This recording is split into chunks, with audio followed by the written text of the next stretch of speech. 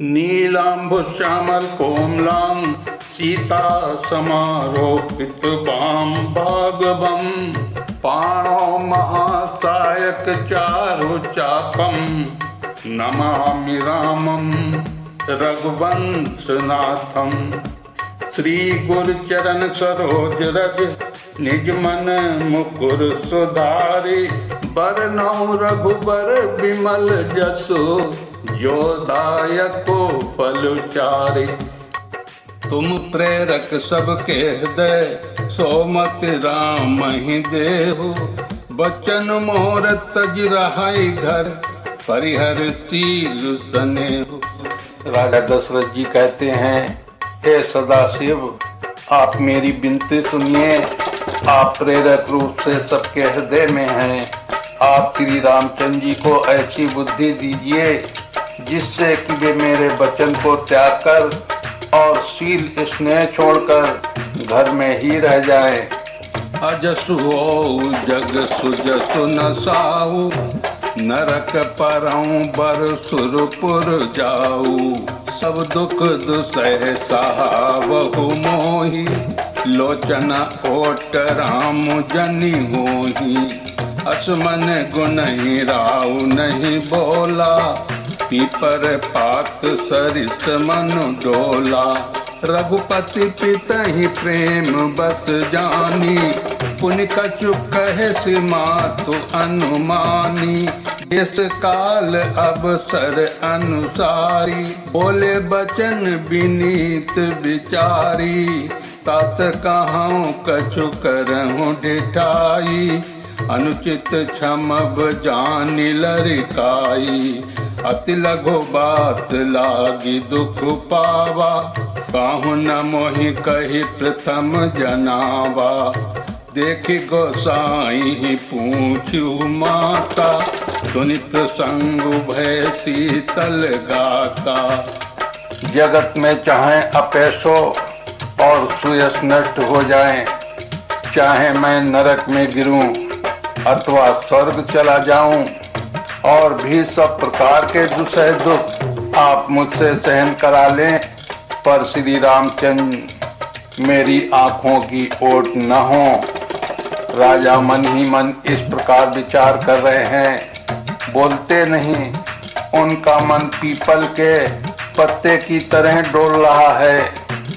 श्री रघुनाथ जी ने पिता को प्रेम के वश जानकर और ये अनुमान करके कि माता फिर कुछ कहेंगी तो पिताजी को दुख होगा, देश काल और अवसर के अनुसार विचार कर विनीत वचन बोले, हे तात, मैं कुछ कहना चाहता हूँ, ये ढिठाई करता हूँ।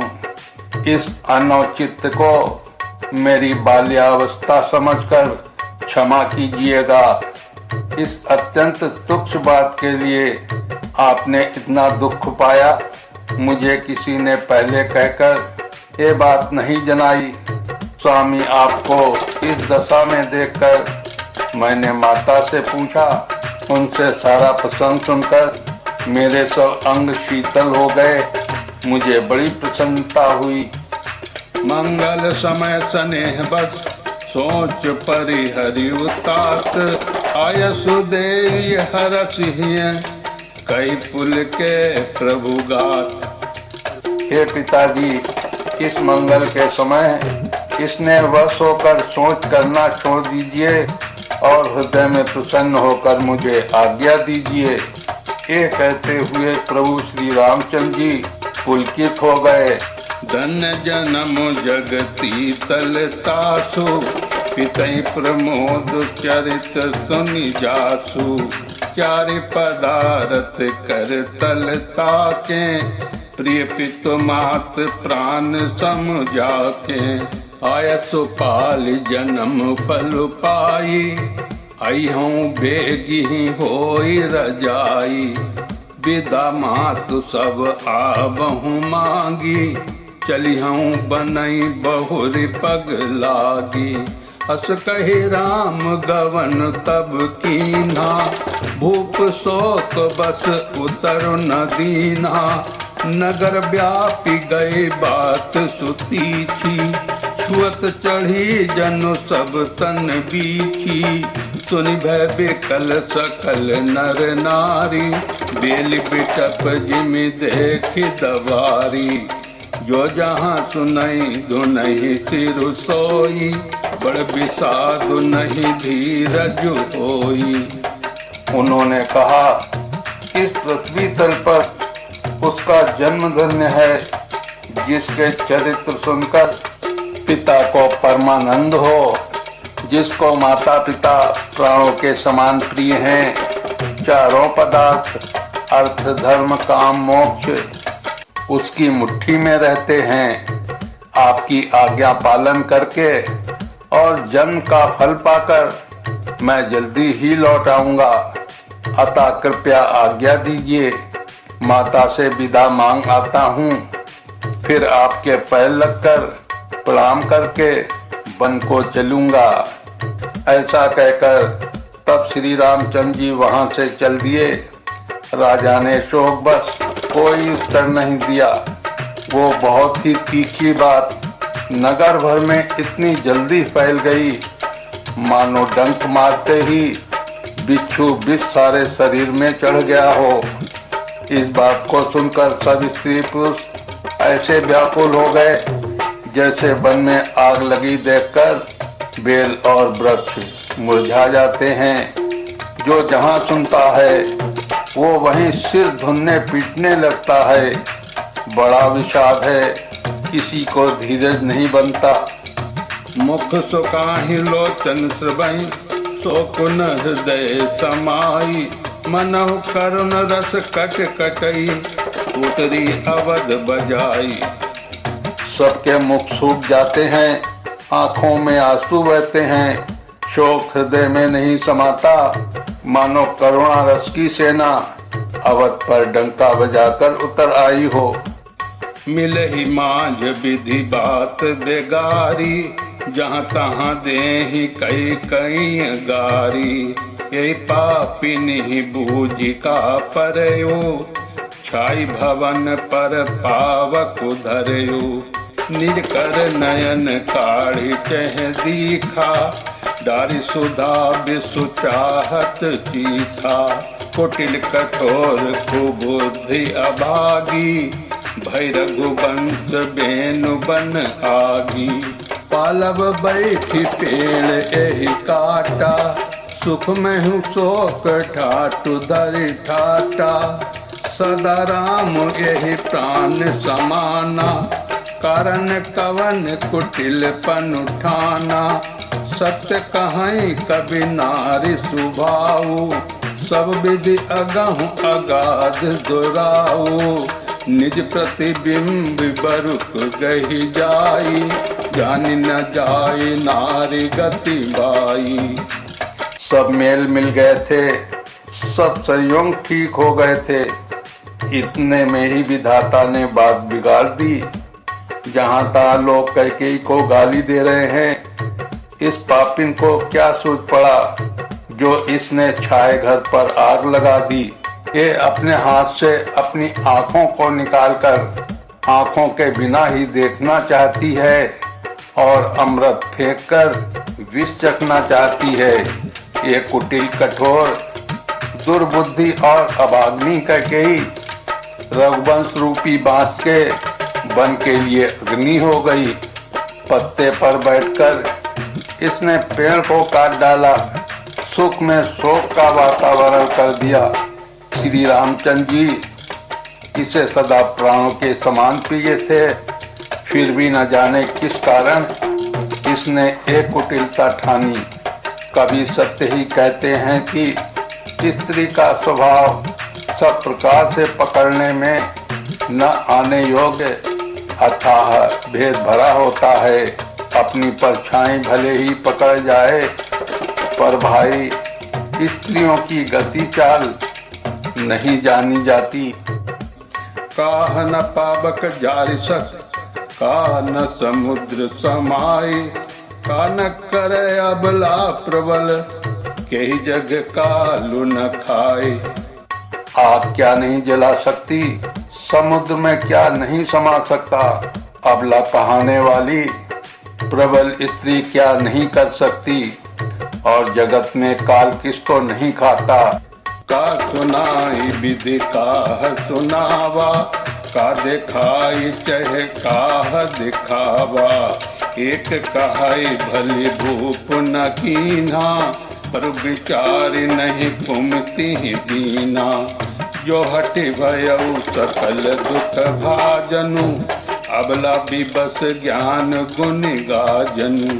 एक धर्म परमिति पहचाने, न पै दोष नहीं देहि सयाने। शिव दधीच हरिचंद कहानी, एक एक सन कहाई बखानी। एक भरत कर सम्मत कहाई, एक उदास भाए सुनि रहाई। कान मोद कर रद गज जीहा, एक कहाई एह बात अलीहा। सुरकत जाहि अस कहत तुम्हारे, राम भरत कहूँ प्राण पियारे। विधाता ने क्या सुनाकर क्या सुना दिया, और क्या दिखाकर अब वो क्या दिखाना चाहता है। ये कहते हैं कि राजा ने अच्छा नहीं किया, दुर्बुद्धि कैकेयी को विचार कर बर नहीं दिया। जो हट करके कैकेयी की बात को पूरा करने में अड़े रहे, स्वयं सब दुखों के पात्र हो गए। स्त्री के विशेष बस में होने के कारण मानो उनका ज्ञान और गुण जाता रहा।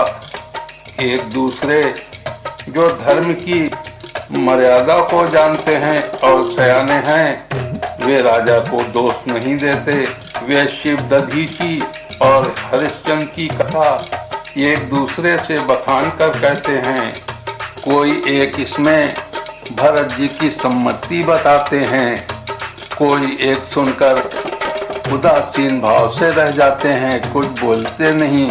कोई हाथों में कान मूंदकर और जीभ को दांतों तले दबाकर कहते हैं कि ये बात झूठ है, ऐसी बात कहने से तुम्हारे पुण्य नष्ट हो जाएंगे।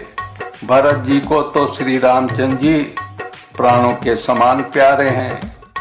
चंद चवै बर अनल कन, सुधा होई बिस्तूल। सपने हूँ कबहु न करहि कुछ, भरत राम प्रतिकूल। अयोध्या निवासी एक दूसरे से कहते हैं कि चंद्रमा चाहे शीतल किरणों की जगह आग की चिंगारियां बरसाने लगे, और अमृत चाहे विष के समान हो जाए, परंतु भरत जी स्वप्न में भी कभी श्री रामचंद्र जी के विरुद्ध कुछ नहीं करेंगे। एक विधातहि दूषण देहि, सुधा दिखाई दीन बिसुजेहि। खर भरो नगर सोचु सब काहू, दुसै दाहु पुर मिटाहु चाहू। विप्र बधू कुल मान जठेरी, ये प्रिय परम कैकेयी केरी। लगी देन सिख सील सराही, बचन बान सम लागहि ताही। भरत न मोहि प्रिय राम समाना, सदा कहौ यही सब जग जाना। करौ राम पर सहज स्नेहु, केहि अपराध आजु बन देहु। कबहु न कियो सब तिहारेसु, प्रीति प्रतीत जान सब देसु। कौशल्या अब काह बिगारा, तुम जहीं लागी बज्रपुर पारा। कोई एक विधाता को दोष देते हैं, जिसने अमृत दिखाकर विष दे दिया। नगर भर में खलबली मच गई, सब किसी को सोच हो गया। हृदय में दुसह जलन हो गई, आनंद उत्साह मिट गया। ब्राह्मणों की स्त्रियां कुल की माननीय बड़ी बूढ़ी और जो कैकेयी की परम प्रिय थीं, वे उसके शील की सराहना करके उसे सीख देने लगीं, पर उसको उनके वचन बाण के समान लगते हैं। वे कहती हैं, तुम तो सदा कहा करती थी कि श्री रामचंद्र जी के समान मुझको भरत भी प्यारे नहीं हैं। इस बात को सारा जगत जानता है। श्री रामचंद्र जी पर तो तुम स्वाभाविक ही स्नेह करती थीं। आज किस अपराध से उन्हें बंद देती हो? तुमने कभी सौतिया डाह नहीं किया। सारा देश तुम्हारे प्रेम और विश्वास को जानता है। अब कौशल्या ने तुम्हारा कौन सा बिगाड़ कर दिया जिसके कारण तुमने सारे नगर पर वज्र गिरा दिया? सिंह की पिय पंगु परिहरहि लखन की रही है धाम। राजु की भूजब भरतपुर नृपु की जियहि बिनु राम। क्या सीता जी अपने पति श्री रामचंद्र जी का साथ छोड़ देंगी? क्या लक्ष्मण जी श्री रामचंद्र जी के बिना घर रह सकेंगे? क्या भरत जी श्री रामचंद्र जी के बिना अयोध्यापुरी का राज्य भोग सकेंगे? और क्या राजा श्री रामचंद्र जी के बिना जीवित रह सकेंगे? अर्थात न सीता यहाँ रहेंगी, न लक्ष्मण रहेंगे, न भरत जी राज्य करेंगे और न राजा ही जीवित रहेंगे। सब उजड़ जाएगा। अस विचार उर छाड़हु कोहु शोक कलंक कोट जन होहु। भरतहि अबस देहु जुब राजू कानन काह राम कर काजू। नाहिन राम राज के भूखे धर्म धुरीन विषय रस रूखे। ग्रह ग्रह बसहु राम तजि गेहु नृपसन असबर दूसर लेहु। ज्यों लगी लगी हूँ कहे हमारे नहीं लागहि कछु हाथ तुम्हारे। ज्यों परिहास कीन कछु होई त्यों कहि प्रगट जनाबहु सोई। राम सरिस सुत कानन जोगु कहाँ कहीं सुन तुम कहूँ लोगु।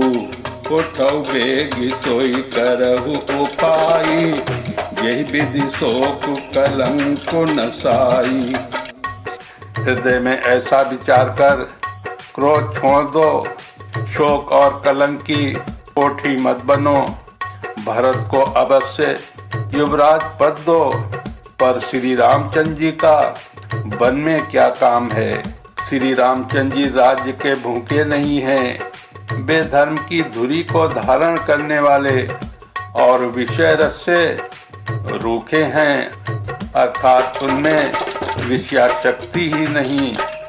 इसलिए तुम ये शंका न करो कि श्री रामचंद्र जी वन न जाएं तो भरत के राज्य में विघ्न करेंगे।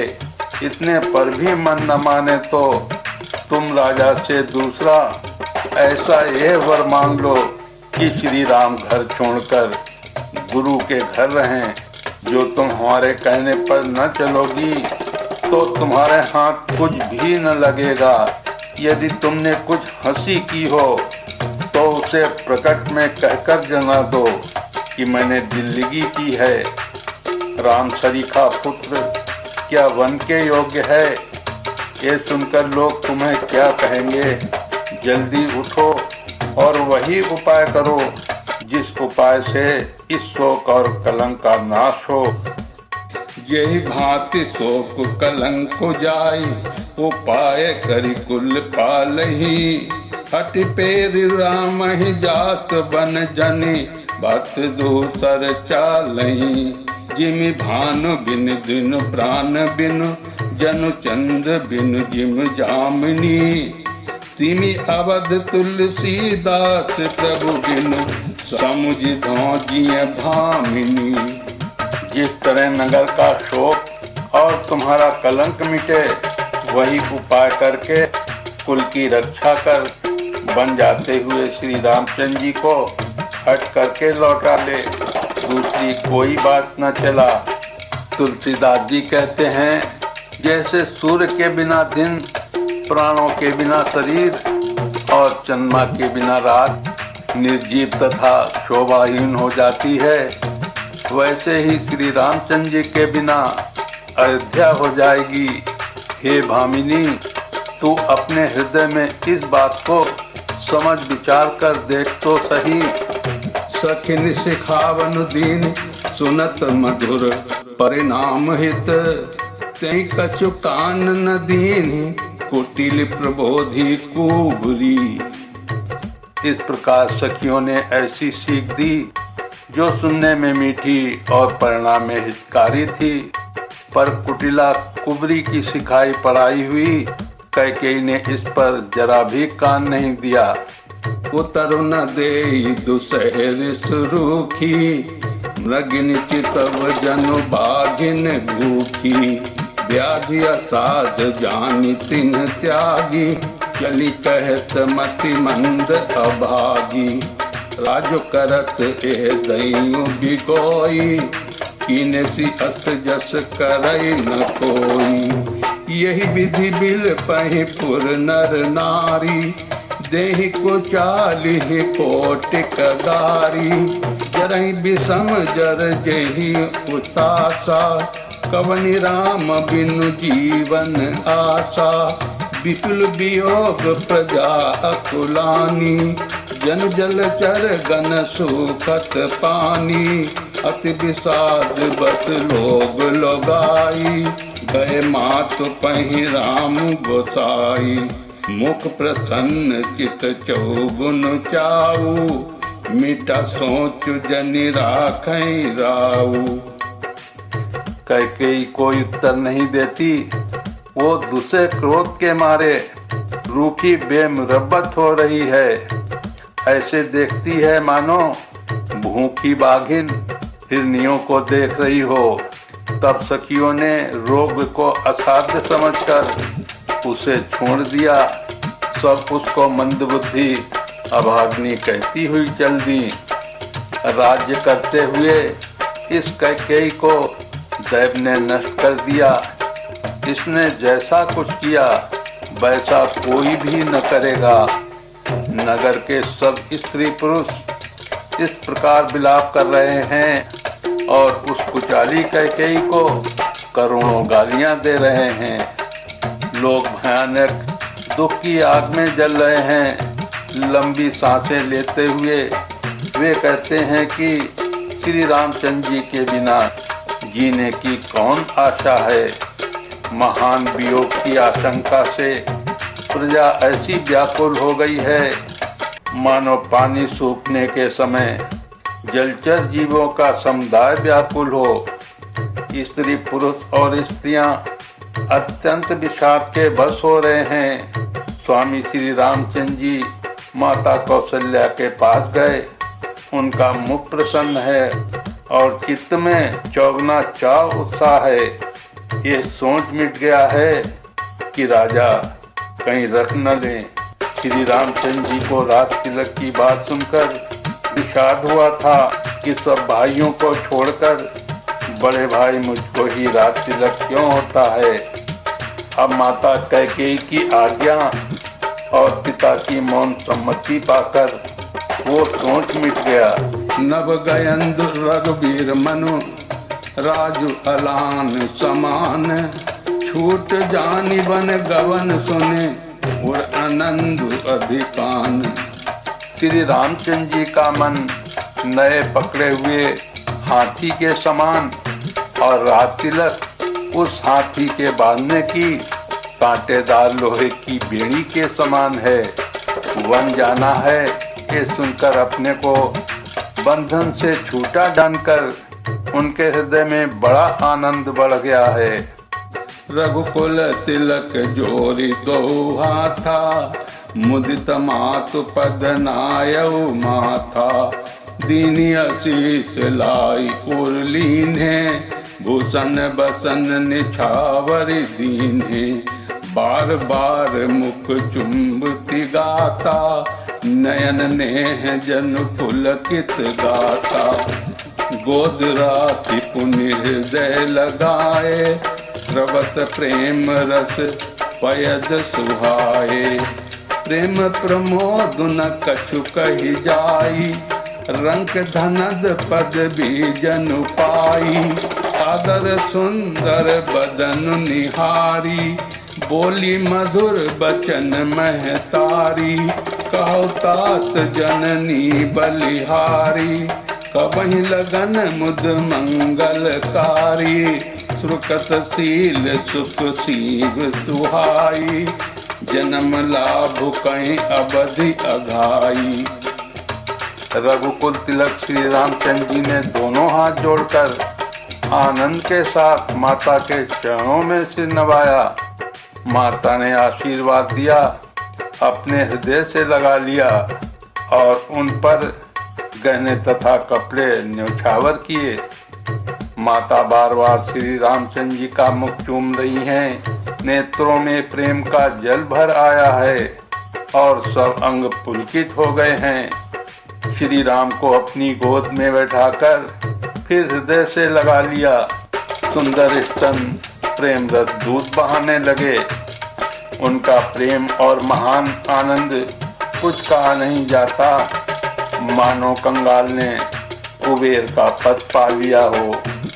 बड़े आदर के साथ सुंदर मुख देखकर माता मधुर वचन बोली, हे तात, माता बलिहारी जाती है, कहो वो आनंद मंगलकारी लगन कब है, जो मेरे पुण्य शील और सुख की सुंदर सीमा है और जन्म लेने के लाभ की पूर्णतम अवधि है। यही चाहत नर नारी सब अति आरत यही भांति, जिमि चातक चातक सते भ्रष्टि शरद ऋतु स्वाति। तथा जिस लग्न को सभी स्त्री पुरुष अत्यंत व्याकुलता से इस प्रकार चाहते हैं, जिस प्रकार प्यासे चातक और चातकी शरद ऋतु के स्वाति नक्षत्र की वर्षा को चाहते हैं। बोलिए श्यापति रामचंद्र की जय, उमापति महादेव की जय, कवि तुलसीदास की जय।